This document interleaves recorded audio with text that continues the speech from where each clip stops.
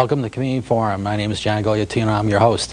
Happy New Year, everybody. We're back after a while, and my guest tonight is a familiar face to all of us that have been in Danbury for a while, and that's Gene Araquez, former mayor of Danbury.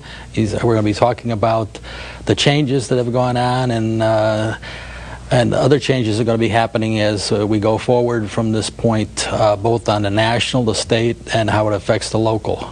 So welcome to the show once again, Gene. Thank you. Happy New Year to you. It's nice to be asked to return. Thank you very much. You're welcome. Before we get into this, you want to give a little background on yourself for people that are new in Danbury, to just anybody that has probably the last 5 years or whatever, and then you had something you want to comment on. So maybe first a little intro to the new citizens out there. And well, born in Danbury, lived here all my life. My family has been here as well throughout the course of their lives, and I was very honored and fortunate to be able to serve our city and called to public service at a very young age comparatively on an elected basis. First elected to the city's first elected zoning commission, actually, in 1979 at the age of 26, so I'm giving away my age if people want to do the math. Served there as vice chairman for 2 years, concurrently as chairman of the Environmental Impact Commission. Ran for the Common Council, our city's legislative body, the City Council, in 1981, and served there for 8 years, the last 2 as the minority party leader. And in 1989, ran for mayor and was successful, and served for 12 years, so 6 terms, as mayor of the city of Danbury through the end of 2001. Okay.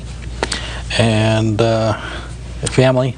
Yeah, I did want to mention, John, as you mentioned, one of the things that we were talking about before we started the show this evening, and today, unfortunately, some sad news in the state of Connecticut, and for me personally, a friend who was a colleague who served as the mayor of our capital city in our state, the city of Hartford, has passed on.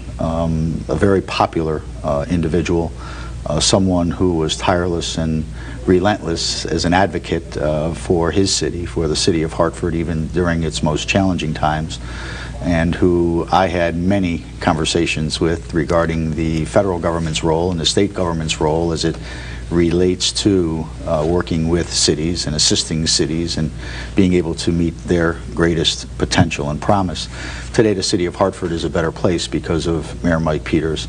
He touched many, many people's lives. He served the city as a career firefighter before rising to the ranks as mayor of the city, and certainly has left an indelible mark on the city of Hartford and to all the lives he touched within the state of Connecticut and certainly within Connecticut politics on both sides of the aisle, and certainly on the Democratic side of the aisle. And you served on the municipal council? We served on the Connecticut Conference of Municipalities board together. We served and were very active together through the 90s and through 2001 with the United States Conference of Mayors, and we're very active. And there's some wonderful stories and anecdotes that I could tell you about our trips to Washington, D.C., and being invited to the White House to be able to address some of those issues that were of importance. We can do some comparing and contrasting as we go along on this. Great.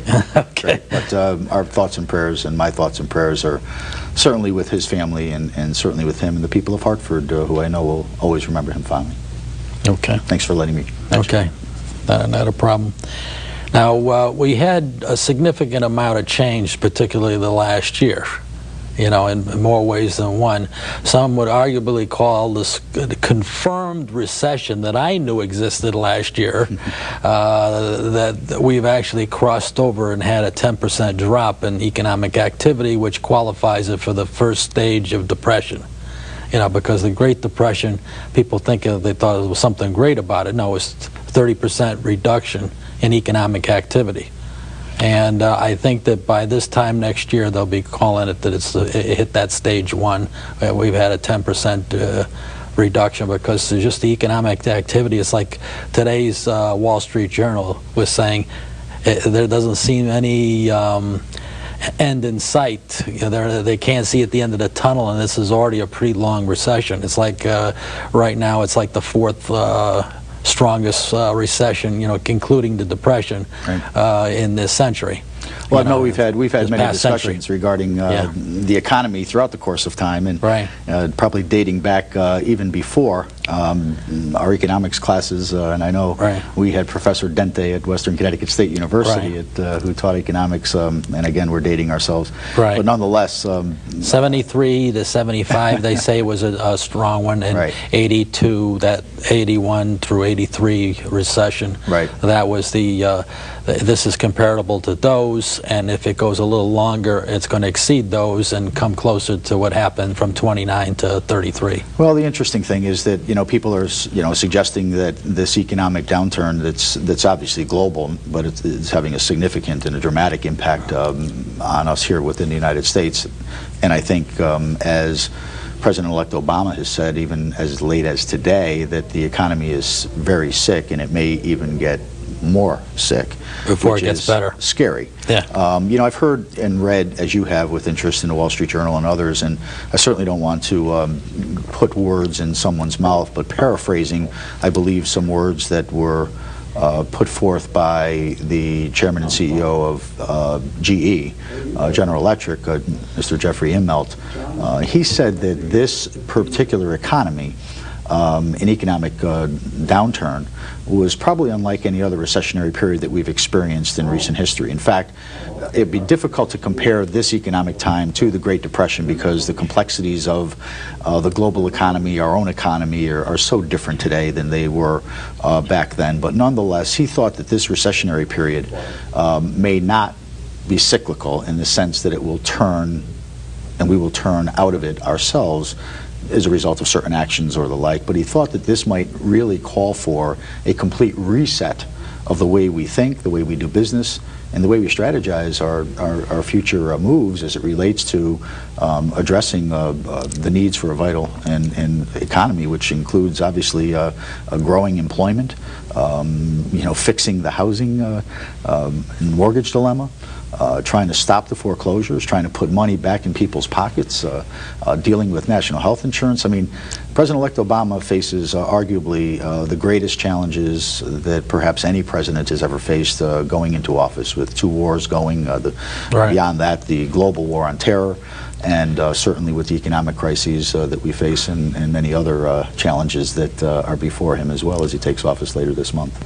Right, so one of the things I wanted to touch on is that because of all this change that was going on and people saying, hey, I want to keep my job, and in the end that's what it boiled down to. It didn't boil down to Sarah Palin and her outfits. It boiled down to jobs, jobs, jobs. And my neighbor on one side is out of work, the neighbor next side is going to be out of work, and I'm worried about my job, and that's what was going on.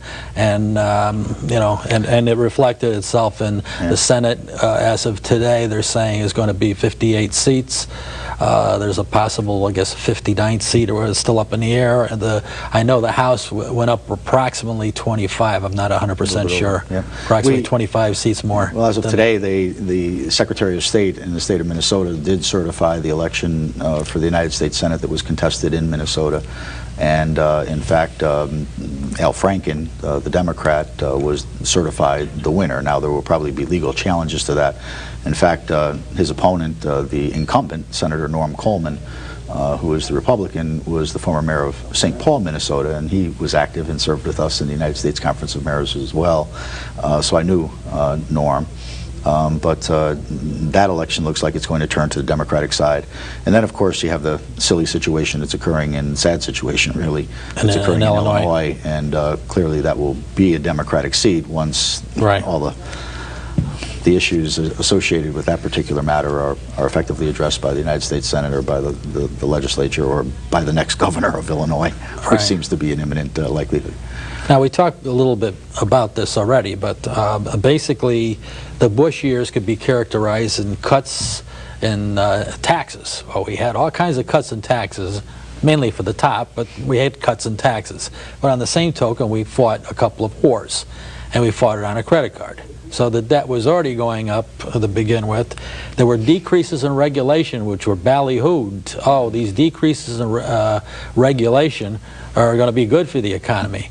Like for taking down the Chinese wall between banking and securities, so that, okay, banks and, you know, you can be on one side of the room, and the other side of the room you're making a deposit, and then they send you over to this guy over here, and he's doing a securities transaction in the same room. That wasn't allowed before, but things like that. They told the SEC, okay, back off, you're just going to be window dressing. And so the SEC didn't do their job. I mean, they weren't, you can arguably say they weren't doing their job for the last 15 years, but they even got worse in the last 8 years. The HUD situation, it was like, well, you know, we should have the market adjust things. And the market, you know, we're going to encourage the market by, we're going to package all these mortgages up in a bow and send them off to Bangkok and wherever we can get money. They want to buy these tied up mortgages that turned out to be, you know, were not AAA. They were guaranteed by companies like AIG. I'm not sure how many entities. I know they did the bulk of them, but lots of them, yeah. But there were a lot of packaging. There was all kinds of activity that did not go on post-depression, the big one. There were all kinds of regulations that put in, and they were all taking apart these regulations. So what do you predict?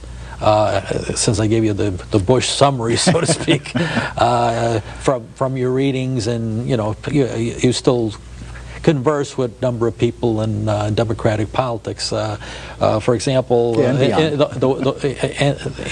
area of the war, do you think he's going to hold to an 18 months? Well, you know, John, I'm just getting back to your points regarding the last 8 years in the Bush administration. I mean, yes, there were huge tax cuts that were benefiting primarily those who were at the top echelon of income earners within this country. It didn't affect the working class, the middle class, the lower middle class, or those that desperately need it, that are nearing the poverty level. And in fact, people and children at the poverty level within this country has grown dramatically within the past 8 years. I mean, people fail to remember because our memories are short when it comes to governance and politics and politicians at times. But at the end of the Clinton administration, I mean, there was a projected deficit, projected surplus, and in fact the budget was balanced and on its way to being balanced, and with a projected surplus if we just kept the course.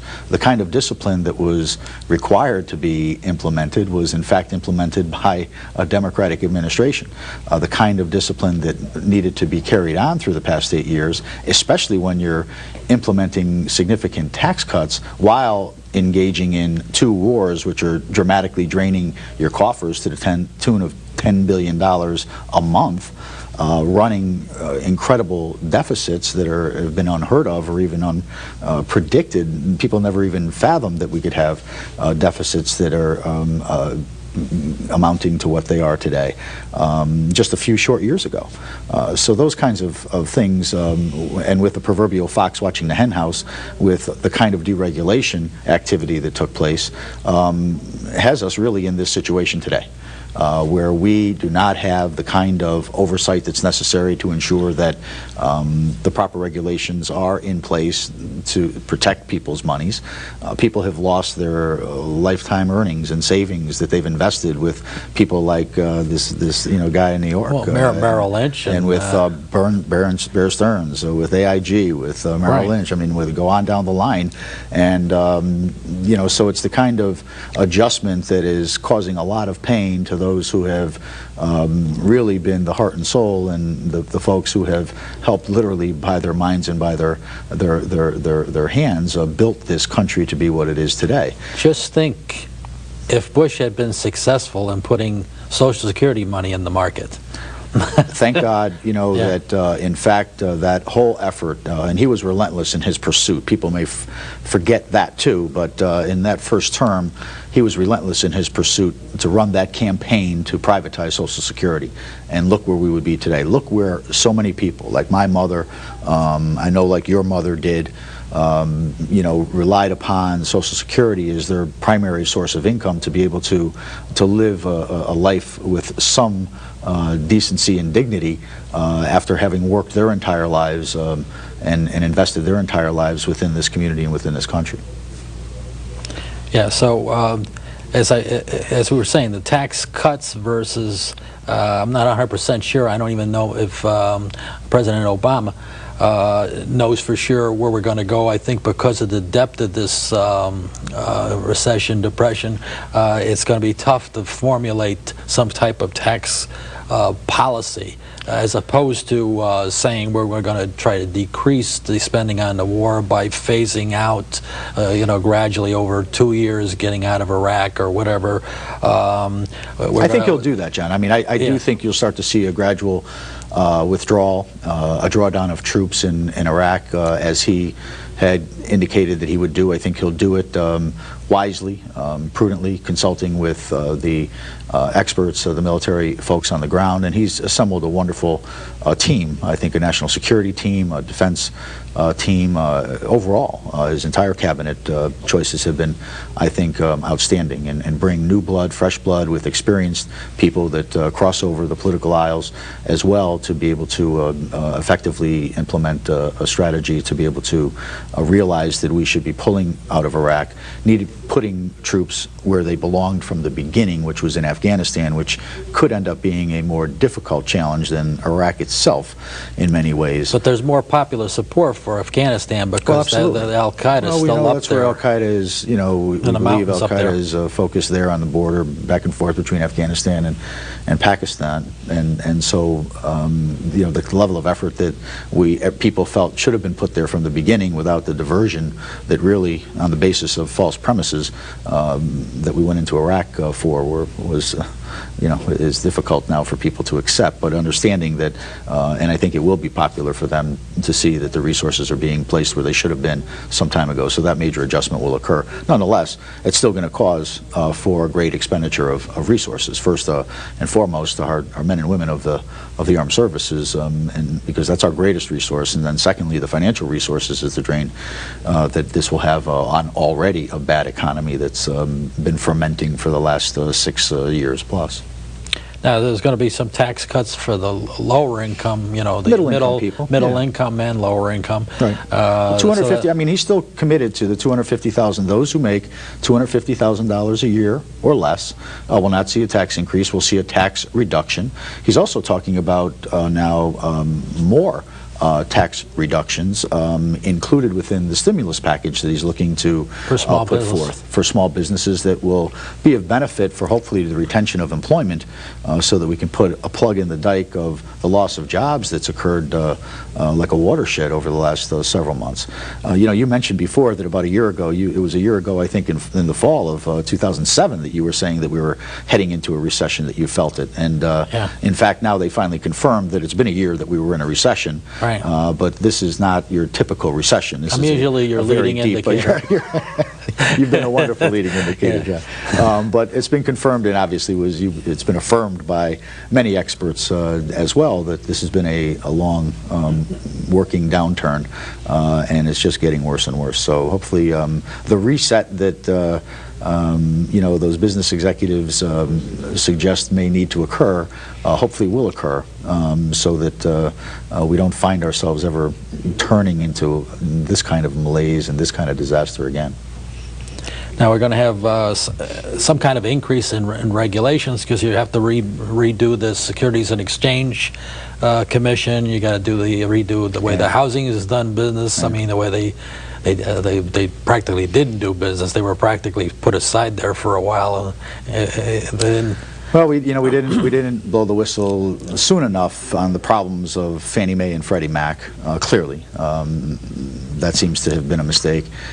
Beyond that, the problems that have ensued as a result of deregulation within the financial industry, including within the housing industry or the mortgage industry in particular, needs to be redressed, and will be redressed. I think you will see now new regulation put in place. Hopefully it's done with the kind of moderation and prudence that's necessary in order to ensure that business can continue to function, but yet that people and their interests are protected for a long term. Right now, all these things brewing and everything, how does that affect the state and the local? You know, in this severe recession, depression, and I use that word because I sincerely think it's pretty severe. The sales tax are dramatically dropping off, people not buying, so the sales tax revenue, which is one of the main generators, that and the income tax, they're dramatically off. The other thing that would keep things up, percolating at the up in Hartford, would be the stock market activity and the capital gains tax. Right. Well, if the capital gains are down or non-existent, there's going to be some, but it's a fraction of what it was. That's another major leg. So the three major legs of state finance are hurt. How does that affect, you know, from your experience, how does that affect the local? I mean, you're probably going to have a significant chop in the funding, and then they're going to say, well, it's up to you, whatever town you're involved with. It's the city of Danbury, Newtown, Bethel, Richfield. Well, the cities proportionately, and the cities of difference. Danbury, of course, is the 7th largest city in the state of Connecticut today, and so the cities that are larger generally receive a larger proportion and rely upon a larger proportion of state assistance, in particular to meet public education expenses within our municipal budgets than the smaller towns do. So the smaller towns may be able to offset some of those cuts in revenue sharing that may come from the state of Connecticut or from the federal government. There's been very little in the last 8 years that has come directly from the federal government to cities, even the larger cities in our country, and particularly within the state of Connecticut, because we don't have, you know, cities with millions of people in any of our cities. But well, the grants that used to come that you're aware of. Oh yeah, during the Clinton administration. I mean, just as an example, obviously I served during that tenure. Certainly at the end of the Bush 41 presidency, and certainly during the Clinton presidency, the aid that used to come to us from HUD, from Housing and Urban Development, the direct aid that would come from the Department of Justice to be able to assist with public safety, in particular in addressing crime. I mean, we effectively saw President Clinton come forth with, and with the assistance, by the way, of now Vice President-elect Biden, Joe Biden, when he was a senator. They put 100,000 new police on the streets across America. Danbury got its fair share of that. So that did work all the way down to a city of Danbury size.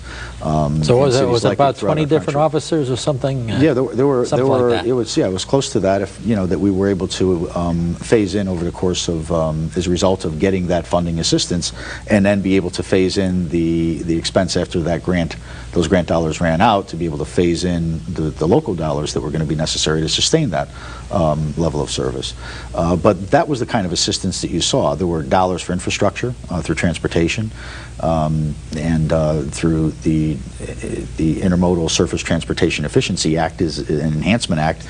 We were able to get dollars, for example, to be able to redo the Danbury train station, which became Union Station, which is now the Danbury Railway Museum, and then see a new commuter rail station built by working collaboratively with the federal government and the state government and city government. That was a perfect example of how the three levels of government can work effectively together, combining resources to be able to get a job done. And a necessary job done to be able to improve transportation and transportation facilities. Those things did exist. They don't exist today. Well, the loss of revenue at the state level. Let me just touch on that in terms of sales tax. You're seeing it obviously as a result of the dramatic reduction in sales on motor vehicles. I mean, obviously that's a major revenue generator in the state. Just today we heard that beer and liquor sales are down dramatically, and the sales tax revenue generated from that is having an impact on the state's budget, on its revenue sources. And obviously the lack of assistance that they're going to be able to get from the federal government until a stimulus package is put in place is all having a cumulative effect on the state's budget as well. You fix your budget on the basis of projection of revenue. You do it in a conservative fashion, but when the economy turns as badly as it has and affects so many different areas, and you lose revenue coming from so many different projected areas, then obviously you have a major imbalance between your revenue and your expenses, and therefore some dramatic and draconian kind of cuts need to occur in order to put the budget in balance as is required by the state's constitution and by our city's charter. Because they can't print money. That's correct. Only the federal government. Only the government can print money, so they need to be in balance, and so does the local. And we can yell all we want about, well, it's unfortunate that we go to the property tax, but you can't make up, let's say, $1 million in cuts if that's what it ends up being. Well, it's you know, the property tax, I argue, and as I've mentioned, and God rest his soul now, Mayor Peters and mayors throughout the state of Connecticut on both sides of the aisle have argued through the course of time that the property tax is the most regressive form of taxation, arguably, that there is. If you assume that there's a progressive income tax, so that if you're working, you're paying a progressive share of your income in taxes that inure a benefit to the state, that's fair. If you are unemployed and you own a home, which is the greatest investment that most people make in their lives, which is their home and their property, and all of a sudden you're unemployed and you still have to pay the property taxes, which continue to rise because the federal government and the state government's not giving the municipalities enough to be able to meet their obligations. They're in jeopardy of losing their... Then you're in jeopardy, and you're causing jeopardy for people losing their homes. So that's why property taxes are the most regressive form of taxation. We rely too heavily on property tax, in particular, to fund the greatest expense and the greatest obligation we have as municipalities across the state of Connecticut. There's 169 cities and towns in the state of Connecticut, and that's in funding public education as well as providing the host of other and myriad of other services that we're required to provide. 80% of daily living people experience services that are provided by the local level of government. You know, it's police who and answer the call, just as your fire department does. It's the highway department that's paving your roads and fixing your potholes and, you know, rebuilding your bridges, cleaning the snow, just plowing the snow. I mean, it's, you know, it's so those municipal services. About 80% of the government services that people realize or benefit from in their daily living come from the local level of government. You know. Right. We've got about a minute left. What do you think about the proposal on the transfer station? You know, I hate to see the city of Danbury re-enter, you know, the garbage business. We got out of it when we were required by the state of Connecticut and the State Department of Environmental Protection to close the landfill. It was a difficult thing to do. We worked a regional solution with our surrounding communities to be able to find the most practical and reasonable way to make that work. I do think it's wise for the transfer station to be owned publicly. I wish it was going to be done with more regional cooperation and regional participation, including regional participation and expenditure. Y'all are waving goodbye to me, so I want to thank you for coming on the show. Great, good to see you. I want to thank same here. I want to thank the viewers for tuning in the Community Forum. Tune in next week, same time, same station. I'm sure we'll have another interesting program. Good night for now, and we'll see you then.